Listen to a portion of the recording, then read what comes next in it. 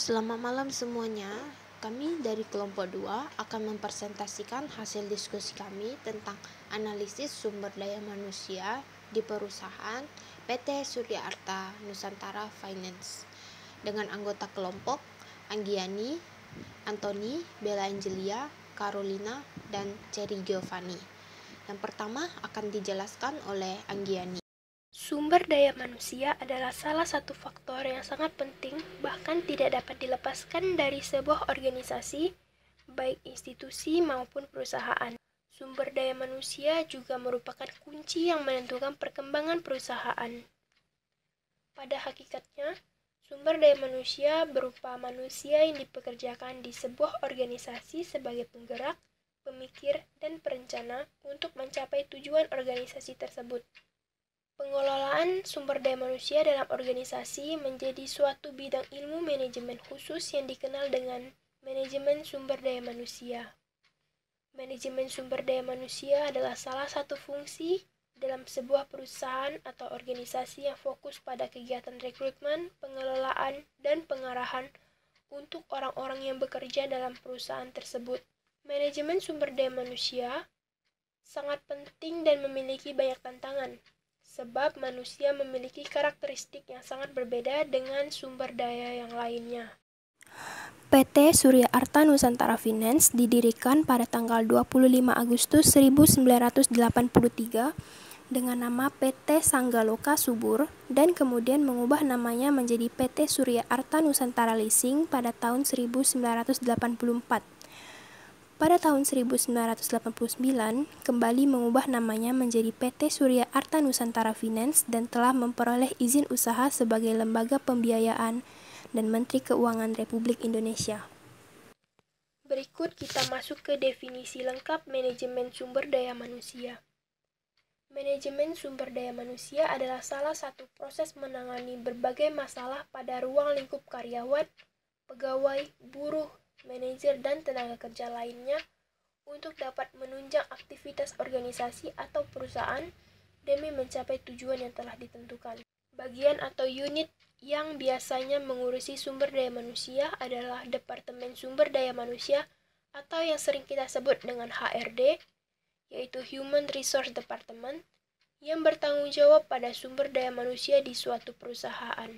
Manajemen sumber daya manusia diperlukan untuk meningkatkan efektivitas sumber daya manusia dalam organisasi. Tujuannya adalah memberikan kepada organisasi satuan kerja yang efektif.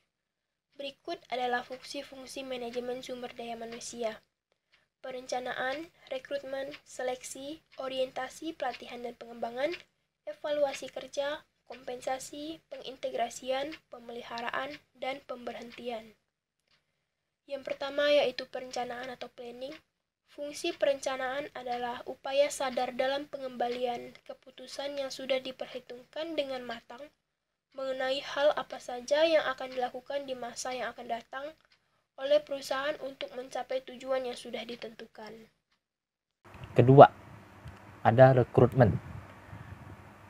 Rekrutmen adalah sebuah proses penarikan kandidat untuk mengisi posisi yang kosong dalam organisasi. Perekrutan yang efektif akan memberikan peluang kerja kepada orang-orang yang memiliki kemampuan dan keterampilan yang memenuhi kualifikasi dan spesifikasi dari pekerjaan. Yang ketiga, seleksi. Seleksi tenaga kerja merupakan proses untuk menemukan tenaga kerja yang sesuai dan tepat dari sekian kandidat yang tersedia. Yang keempat, orientasi, pelatihan, dan pengembangan.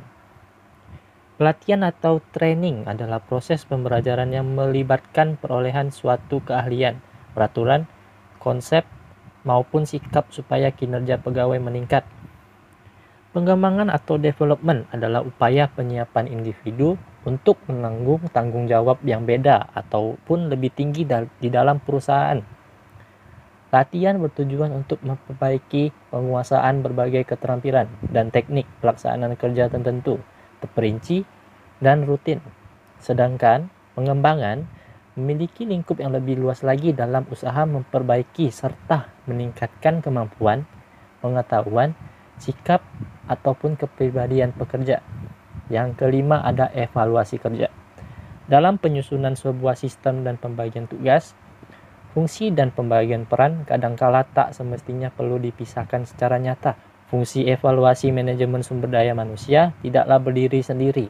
Fungsi ini berhubungan erat dengan fungsi pemantauan dan fungsi pelaporan. Fungsi evaluasi manajemen sumber daya manusia berguna supaya perusahaan tidak lagi melakukan kesalahan yang sama. Yang keenam, kompensasi. Fungsi kompensasi adalah pemberian balas jasa secara langsung atau tidak langsung yang berbentuk uang atau barang kepada tenaga kerja sebagai bentuk imbal jasa dari perusahaan. Prinsip dari kompensasi ialah adil serta layak menyesuaikan dengan tanggung jawab tenaga kerja dan prestasinya. Yang ketujuh, pengintegrasian. Pengintegrasian merupakan aktivitas untuk menyatukan antara kepentingan perusahaan dengan kebutuhan para karyawan, sehingga menciptakan kerjasama yang menguntungkan bagi kedua belah pihak. Yang kedelapan, pemeliharaan. Fungsi pemeliharaan adalah aktivitas untuk memelihara atau bahkan meningkatkan kondisi mental, fisik, dan loyalitas pekerja, supaya tercipta adanya kerjasama yang panjang. 9. Pemberhentian. Pemberhentian atau pemutusan hubungan kerja atau PHK adalah pengakhiran hubungan kerja perusahaan dengan tenaga kerja yang disebabkan oleh sesuatu hal yang mengakibatkan hak dan kewajiban berakhir antara pemberi kerja, perusahaan, dengan tenaga kerja. Masalah yang dihadapi HRD atau sumber daya manusia. Yang pertama, produktivitas. Produktivitas kerja merupakan sebuah kemampuan menghasilkan barang dan jasa dari berbagai sumber daya atau faktor produksi yang digunakan untuk meningkatkan kualitas dan kuantitas pekerjaan yang dihasilkan dalam suatu perusahaan. Produktivitas bertujuan menghasilkan atau meningkatkan hasil barang dan jasa setinggi mungkin dengan memanfaatkan sumber daya secara efisien. Faktor yang mempengaruhi produktivitas kerja adalah sebagai berikut. 1. Pengetahuan. Pengetahuan merupakan akumulasi hasil proses pendidikan baik yang diperoleh secara formal maupun non-formal yang memberikan kontribusi pada seseorang di dalam pemecahan masalah, daya cipta, termasuk dalam melakukan atau menyelesaikan pekerjaan. Dengan pengetahuan yang luas dan pendidikan yang tinggi, seorang pegawai diharapkan mampu melakukan pekerjaan dengan baik dan produktif. Kedua, keterampilan atau skill. Keterampilan adalah kemampuan dan penguasaan teknis operasional mengenai bidang tertentu yang bersifat kekaryaan. Keterampilan diperoleh melalui proses belajar atau berlatih. Keterampilan berkaitan dengan kemampuan seseorang untuk melakukan atau menyelesaikan pekerjaan-pekerjaan yang bersifat teknis. Dengan keterampilan yang dimiliki seorang pegawai, diharapkan mampu menyelesaikan pekerjaan secara produktif. 3. Kemampuan atau ability. Ability atau kemampuan terbentuk dari sejumlah kompetensi yang dimiliki oleh seorang pegawai. Pengetahuan dan keterampilan termasuk faktor pembentuk kemampuan. Dengan demikian, apabila seseorang mempunyai pengetahuan dan keterampilan yang tinggi, diharapkan memiliki ability yang tinggi pula. 4. Sikap atau attitude. Attitude merupakan suatu kebiasaan yang terpolarkan. Apabila kebiasaan-kebiasaan pegawai adalah baik, maka hal tersebut dapat menjamin perilaku pekerja yang baik pula. Dapat dicontohkan, seorang pegawai mempunyai kebiasaan tepat waktu, disiplin, simple, maka perilaku kerja juga baik. Apabila diberi tanggung jawab, akan ditepati sesuai dengan aturan dan kesepakatan. 5. Perilaku. Demikian dengan perilaku manusia juga ditentukan oleh kebiasaan-kebiasaan yang telah tertanam dalam diri pegawai, sehingga dapat mendukung kerja yang efektif atau sebaliknya. Dan karyawan baru. Rekrutmen adalah hal rutin yang dilakukan oleh perusahaan yang mengalami pertumbuhan. Selain untuk menyeimbangkan jumlah orang dengan beban pekerjaan yang meningkat, rekrutmen juga berfungsi untuk mendapatkan talenta baru atau pemimpin yang lebih kompeten daripada yang saat ini tersedia dalam perusahaan. Perekrutan harus disertai dengan tujuan yang jelas dan tindakan yang terarah. Diperkirakan biaya yang timbul akibat proses rekrutmen yang buruk adalah setara dengan 3-4 kali gaji seorang karyawan. Berikut ini adalah 7 kesalahan HRD yang fatal dalam merekrut karyawan baru. 1. Merekrut asal-asalan. Siapa saja yang dekat atau kenal bisa saja direkrut, padahal tidak memenuhi persyaratan dan kualifikasi yang dibutuhkan. Memang tidak mudah untuk mendapatkan rekrutan yang berkualitas dalam waktu singkat. Namun, rekrutmen yang tepat bisa menaikkan kinerja sebuah perusahaan. 2. Melihat referensi secara berlebihan. Langsung terpukau dengan riwayat hidup seseorang. Lulusan dari universitas terkemuka belum tentu lebih baik dari universitas non-unggulan. Kata-kata yang menarik dalam lamaran kerja bisa dibuat oleh penulis profesional, bukan pelamar kerja sendiri. Seseorang yang telah bekerja selama beberapa tahun belum tentu lebih pandai daripada yang bergabung 1 tahun jika dia tidak mau belajar hal-hal baru. 3. Mengabaikan masalah kecocokan. Melihat kualifikasi tanpa mempertimbangkan faktor kepribadian yang sesuai dengan jenis lowongan, semangat untuk bekerja, dan pengetahuan dan keterampilan yang tinggi dari pelamar terhadap perusahaan. Semakin banyak kecocokannya, pelamar kerja akan semakin cepat beradaptasi dan menghasilkan kinerja yang excellent. 4. Menilai pengalaman melebihi kecerdasan. Pengalaman atau kecerdasan saja tidak menentukan keberhasilan seseorang. Diperlukan kombinasi pengalaman beberapa tahun di posisi yang sama dengan kecerdasan dalam diri seseorang kandidat. 5. Tertarik pada pembicaraan yang baik. Terkadang HRD terpukau mendengar kehebatan seseorang pelamar dalam berbicara. Pastikan untuk meneliti setiap perkataan yang keluar dari mulut kandidat. Salah satu cara yang baik untuk menghindari hal ini adalah dengan bertanya sedetail mungkin dan mengecek konsistensi pernyataan pelamar selama proses wawancara berlangsung. 6. Merekrut kutu loncat. Hindari merekrut orang yang berpindah kerja terlalu sering dalam waktu singkat. 3 bulan, 6 bulan, atau 1 tahun bisa merupakan waktu yang cepat. Lalu, masalah dalam perekrutan karyawan baru yang terakhir adalah meremehkan pemeriksaan referensi. Karena proses rekrutmen yang kadang melelahkan, HRD sering melupakan atau meremehkan pemeriksaan referensi, malas untuk menelpon dan mengklarifikasi data, atau mengajukan pertanyaan yang kurang bisa memberikan gambaran mengenai kinerja pelamar tersebut sebelumnya. Lalu, masalah yang dihadapi oleh HRD yang ketiga adalah payroll. Payroll merupakan sistem administrasi penggajian atau cara hitung gaji karyawan pada sebuah perusahaan. Sistem payroll memudahkan pekerjaan staf HRD setiap bulannya dalam menghitung gaji yang harus dibayarkan dan dihitung berdasarkan gaji pokok, tunjangan transport, uang makan, dan uang lembur. Lalu ada 4 hambatan dalam memproses payroll. Yang pertama, memperhitungkan absen karyawan. Pentingnya memiliki sistem absensi yang akurat dan aman menjadikan perhitungan jumlah absen karyawan yang tidak masuk kerja jadi jauh lebih mudah dibandingkan dengan sistem yang masih bekerja secara manual. Yang kedua, salah menempatkan investasi. Payroll adalah proses yang membutuhkan banyak pekerjaan administrasi yang tidak mudah. Makanya, banyak perusahaan yang memilih untuk menambah tenaga kerja untuk mengerjakan dokumen-dokumen administrasi agar proses payroll tidak mengalami keterlambatan. Yang ketiga, memperhitungkan pajak. Tugas dari manajemen payroll adalah memastikan setiap pendapatan karyawan dipotong dengan pajak dan menghindarkan perusahaan dari isu-isu legalitas ketika ada audit keuangan yang dilakukan terhadap perusahaan. Yang keempat, kesalahan dalam pemberian gaji. Untuk mengurangi kesalahan dalam pemberian gaji akibat human error, maka sebaiknya pemberian gaji dilakukan secara elektronik melalui bank yang ditunjuk untuk mendistribusikan payroll dari perusahaan ke karyawan. Lalu ada tujuan HRD.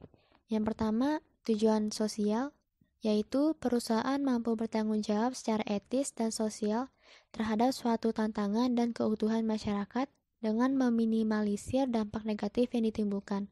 Yang kedua, tujuan organisasional, yaitu sasaran-sasaran formal yang disusun guna membantu perusahaan dalam pencapaian tujuannya. Yang ketiga, tujuan fungsional, yaitu untuk mempertahankan kontribusi Departemen SDM dalam tingkat yang sesuai kebutuhan perusahaan. Yang keempat, tujuan individual, yaitu Tujuan yang bersifat pribadi dari tiap-tiap anggota perusahaan yang bermaksud untuk mencapai melalui kegiatannya di dalam organisasi perusahaan. Lalu masuk ke kesimpulan, penerapan pengembangan SDM PT Surya Arta Nusantara Finance sudah menempatkan manajemen manusia pada level isu strategi yang tinggi dan menerapkan cara analisis, pengukuran, dan evaluasi yang sistematik dalam membuat kebijakan dan penciptaan nilai. Yang memegang peranan penting dalam pengembangan SDM adalah Departemen Human Capital.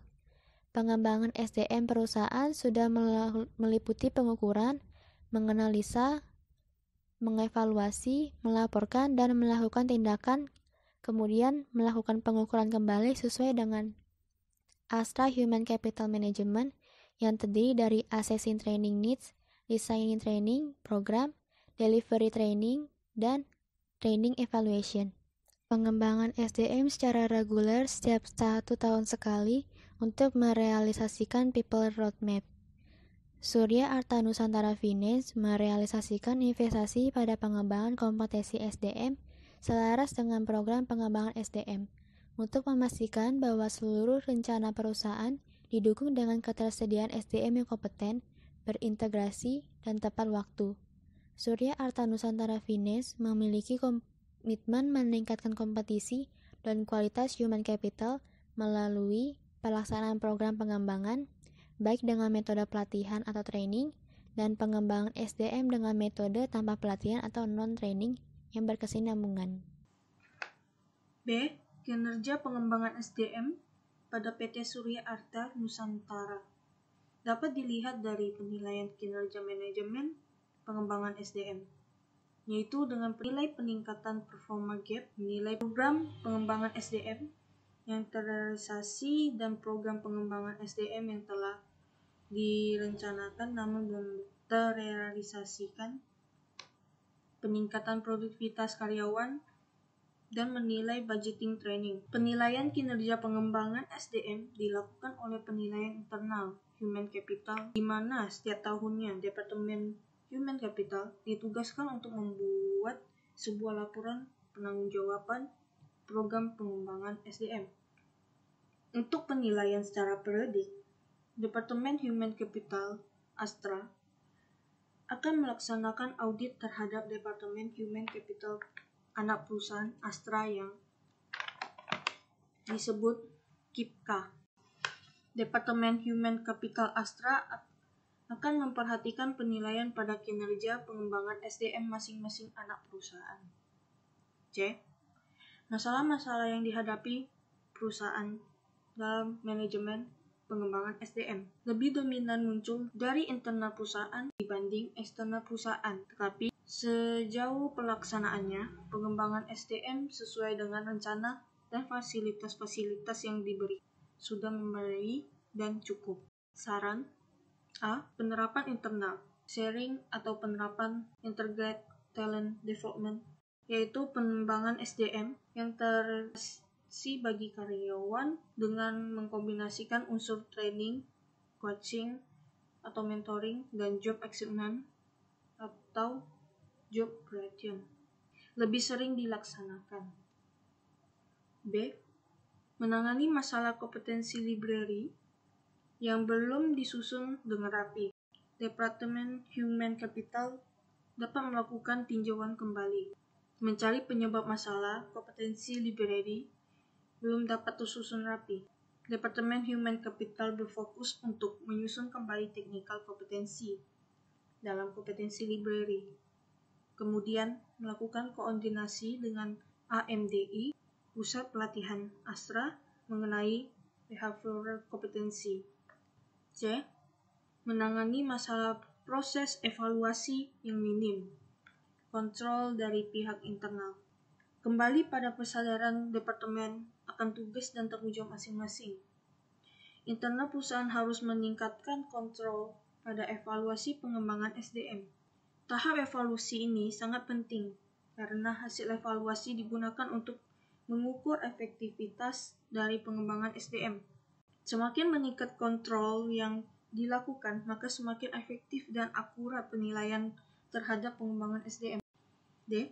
penyediaan jasa pelatihan atau vendor yang hanya berfokus pada penyampaian materi namun kurang memperhatikan hasil atau impact pada peserta atau karyawan setelah mengikuti pelatihan. Masalah ini dapat dijadikan koreksi dalam penerapan. Demikian dari presentasi kami. Jika ada yang ingin bertanya, bisa ditanyakan di WhatsApp grup pengantar bisnis. Sekian dan terima kasih.